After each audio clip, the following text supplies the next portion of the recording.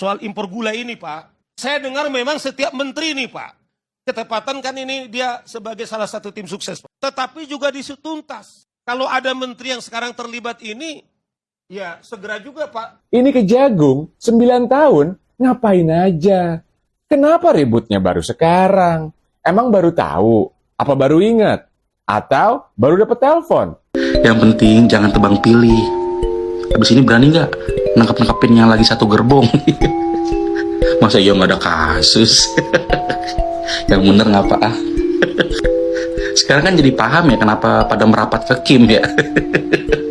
Saya datang ke tempat Pak Prabowo dan ke tempat Mas Gibran. Kenapa saya mau datang? Ya saya bahagia, saya nyaman. Itu saya happy hidup saya. Assalamualaikum warahmatullahi wabarakatuh. Kembali lagi di channel Prayoga Muhammad. Babak baru kasus Tom Lembong. Adanya kasus dari Tom Lembong ini justru di TikTok tepatnya ya, rame banget tuh pertikaian antara anak abah dan kaum 58. Entah nggak tahu kenapa ini kok bisa jadi seperti ini. Seolah-olah pendukung 02 itu bangga banget karena yang kena kasus korupsi itu pendukung 01. Ya inilah yang terjadi teman-teman semua. Padahal tidak perlulah seperti itu. Kita sekarang bareng-bareng fokus kepada siapa aja sih orang-orang yang bakalan kena nih kasus korupsi kan gitu. Dan juga dengan adanya kasus dari Tom Lembong ini justru di akun X trending topik tuh nama Zulkifli Hasan. Ini kenapa guys? Oke, sebelum kita masuk ke sana kita baca dulu beritanya ya. Kejagung masih hitung jumlah pasti kerugian negara kasus Tom Lembong. Untuk menetapkan seseorang sebagai tersangka diperlukan bukti permulaan yang cukup yang terdiri dari setidaknya 2 alat bukti, ujar Harley. Saat ini terdapat 90 saksi yang telah diperiksa dilengkapi dengan bukti berupa surat dan keterangan ahli yang semuanya akan disampaikan di persidangan lanjutnya. Harley berharap masyarakat memberi ruang bagi penyidikan untuk berjalan dengan baik dan menghindari anggapan adanya politisasi dalam kasus ini. Tidak ada politisasi di sini dan ini murni penegakan hukum, tegas Harley. Kita apresiasi dulu guys, ini mantap nih. Ini langkah awal nih. Beliau mengatakan ini tidak ada politisasi ya, di sini murni penegakan hukum. Kita lihat dulu video ini. Thomas Lembong, saya dengar ini soal ini Pak Kapus Pen, soal impor gula ini Pak. Saya dengar memang setiap menteri nih Pak.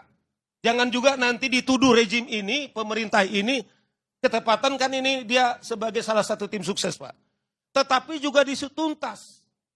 Kalau ada menteri yang sekarang terlibat ini, ya segera juga Pak Harley, jangan juga nanti Bapak dituduh lagi. Jadi alat penguasa kita mampu sekarang ini kita dorong Jaksa Agung ini sekarang ini kuat. Tetapi juga jangan sampai alat penguasa juga teman-teman di Kejaksaan Agung juga harus firm bahwa mereka adalah independen. Mantap kali ya si Bapak ini ya, bener. Kita semua setuju, jadi kalau agar tidak dianggap oleh masyarakat ini hanya politisasi, agar masyarakat tidak salah gitu ya dalam memandang kasus Tom Lembong ini yang dimana beliau mengatakan kan ini murni penegakan hukum, maka Pak Harley juga harus tegas dengan yang lain.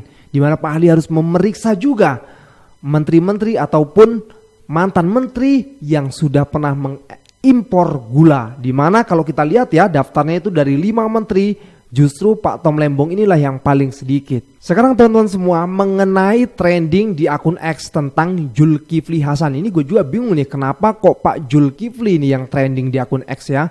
Coba kita lihat nih tweetnya gimana. Nih ya kita bisa lihat di sini ya, trending in Indonesia Zulkifli Hasan 20,9k post. Yang post sudah banyak banget nih guys. Oke, kita mulai dari sini, dari Millennial Kritis. Tom Lembong akan bongkar korupsi ratusan triliun. Keren nyali Tom Lembong. Airlangga Hartanto, Zulkifli Hasan, Yaku Dito, Caimin, Nadiem Makarim, Kaesang, Gibran dan Jokowi pasti ketar-ketir mulai saat ini. Saya dukung Tom Lembong membongkar semuanya. Tom Lembong menyala. Maka dari itu gue tadi bilang ya, ini adalah langkah awal yang bagus sekali untuk memberantas koruptor di Indonesia ini. Nah sekarang kita lihat ya di bawahnya, di sini ada tweetan dari Cak Kum. kapan impor gula Zulkifli Hasan 18 juta ton diusut. Ini impornya 3 kali lipat yang dilakukan oleh Tom Lembong. Kasus Julhas kalau diusut mungkin lebih mengerikan. Nah, ini juga nih yang rakyat inginkan. Jadi biar rata, nggak dilihat tebang pilih, harus diusut, harus diperiksa semuanya. Dengan itu rakyat pasti akan menilai bahwasanya Kejagung itu mantap, nggak tebang pilih dan murni menegakkan keadilan ataupun hukum yang adil di Indonesia. Lalu kita melihat juga di sini ya, Prof. Mahfud MD pernah bilang untuk menetapkan orang itu tersangka, pasal-pasalnya itu bisa diubah, bisa dibuat dan disesuaikan dengan kondisinya. Kita tunggu Zulkifli Hasan si 18 juta ton gula diperiksa. Jadi kalau kita melihat di akun X ini banyak banget yang mention Pak Jul gitu ya. Nah, coba kita lihat lagi dari pelatih tidur. Kasus impor gula yang digeledah kantor Kemendak era Zulkifli Hasan, tapi yang ditangkap Tom Lembong. Aneh nggak sih? Dan sini ada berita dari CNN ya. Julhas usai Kemendak digeledah terkait korupsi gula, badai belum kelar. Nah, ini harusnya coba diperiksa lagi gitu ya. Nah, oke teman-teman semua, sekarang kita masuk ke komentar para netizen. Karena ini kasus sangat ramai sekali dan masif sekali ya. Banyak yang berkomentar mengenai kasus Tom Lembong ini.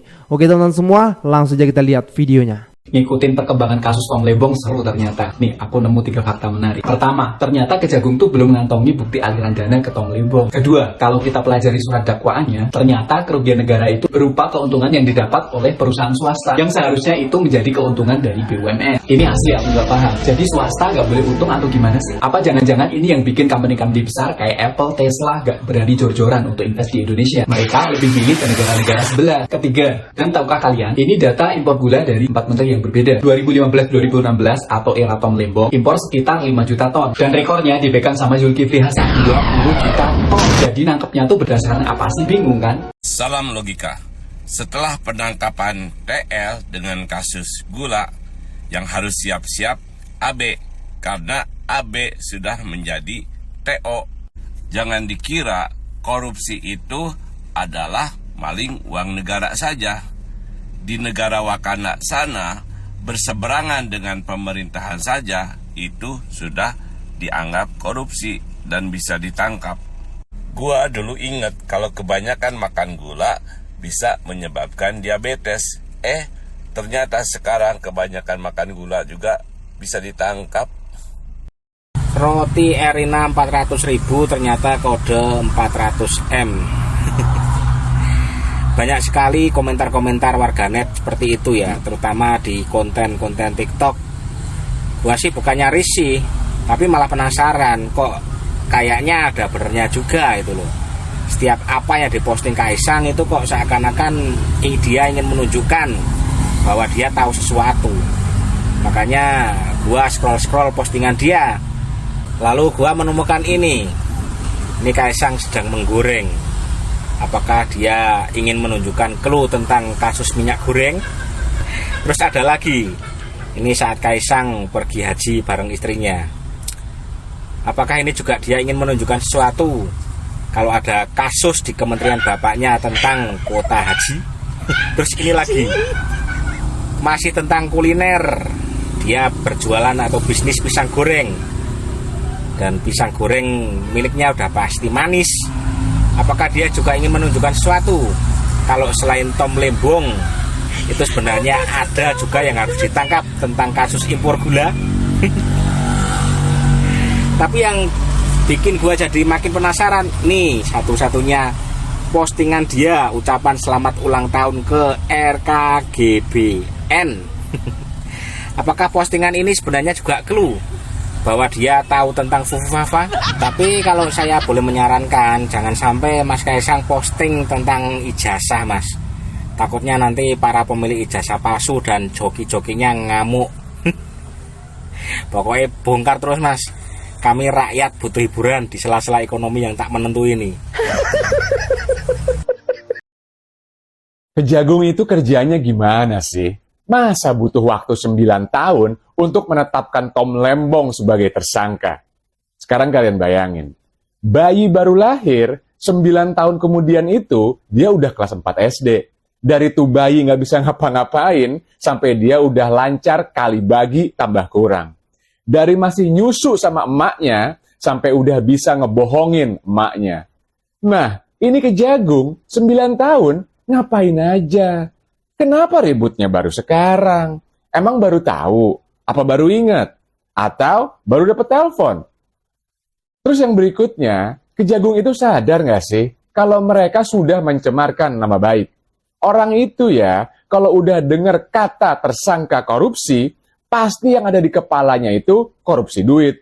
Wah, Tom Lembong dapat duit korupsi berapa nih? Padahal kan, faktanya Kejagung itu belum tahu apakah duitnya mengalir ke Tom Lembong atau enggak. Kejagung kan belum bisa membuktikan apakah Tom Lembong menerima aliran uang atau tidak. Tom Lembong itu dijadikan tersangka karena dugaan penyalahgunaan wewenang dan pelanggaran aturan impor. Nah, kenapa Kejagung nggak ngejelasin hal itu ketika hari H penahanannya? Kan wartawan banyak di situ. Apa sih susahnya? Dijelasin pelan-pelan, ngomong yang jelas sama wartawan. Kalau Tom Lembong itu ditahan karena dugaan penyalahgunaan wewenang. Sementara duit yang katanya 400 miliar itu kan cuma potensi duit hasil korupsi yang diterima oleh 8 perusahaan swasta. Bukan duit yang udah bisa dibuktikan mengalir ke kantongnya Tom Lembong. Kalau udah kayak sekarang, ketika di kepala orang sudah terbentuk opini bahwa Tom Lembong adalah koruptor, itu kan sama aja Kejagung udah ngerusak reputasi orang. Kejagung udah bikin keluarganya Tom Lembong jadi bahan gosip tetangga di tukang sayur. Terus nanti gimana? Kalau Kejagung tidak bisa membuktikan adanya aliran dana ke kantongnya Tom Lembong, lalu apa motifnya Tom Lembong melakukan pelanggaran wewenang? Apakah pantas disebut sebagai korupsi jika Tom Lembong tidak menerima uang sepeser pun atau keuntungan apapun? Lalu bagaimana kalau nanti penyalahgunaan wewenang oleh Tom Lembong ternyata dilakukan di bawah tekanan dari orang dengan kekuasaan yang lebih besar? Kalau seperti itu, Tom Lembong itu pelaku atau malah korban? Terus katakanlah Tom Lembong sudah salah menerapkan kebijakan sehingga merugikan negara. Lalu apakah itu bisa dipidanakan?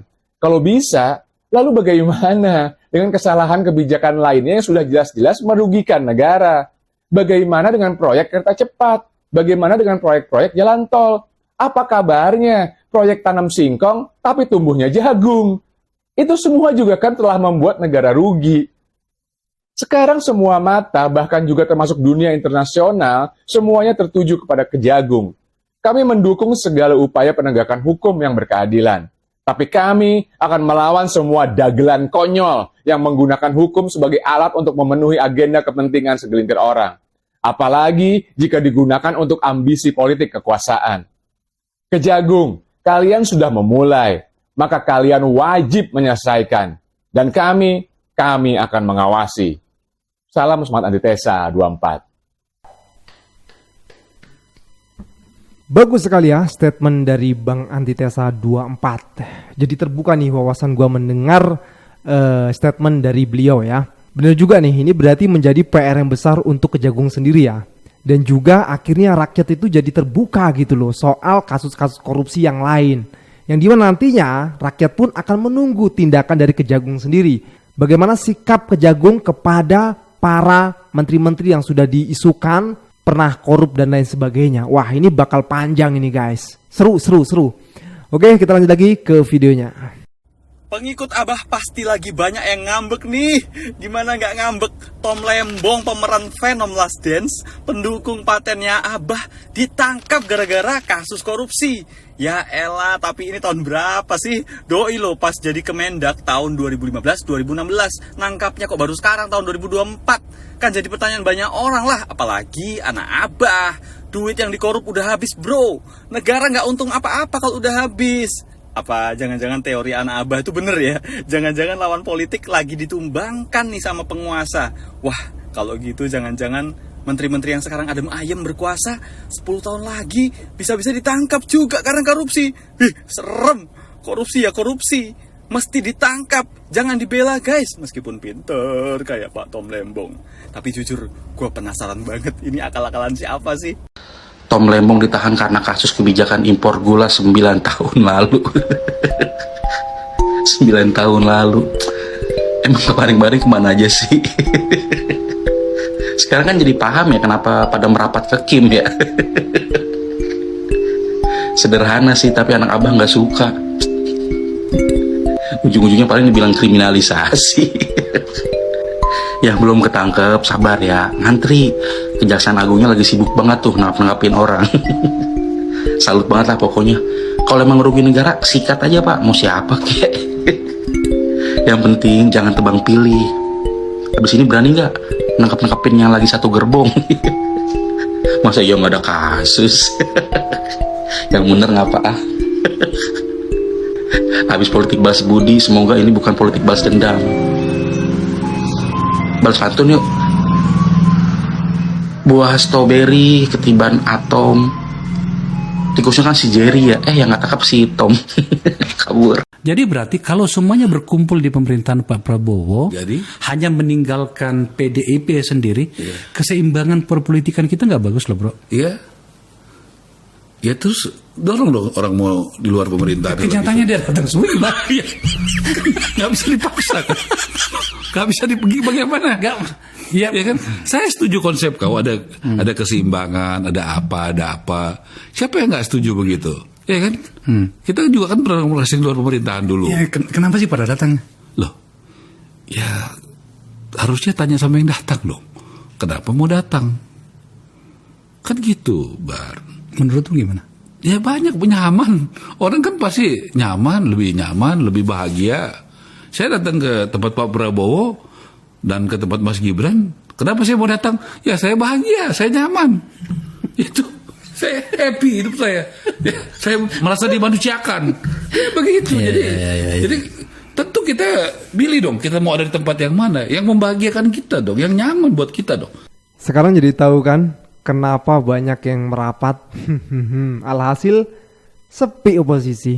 Sekian dari gua Abdul Rahman Muhammad. Wassalamualaikum warahmatullahi wabarakatuh.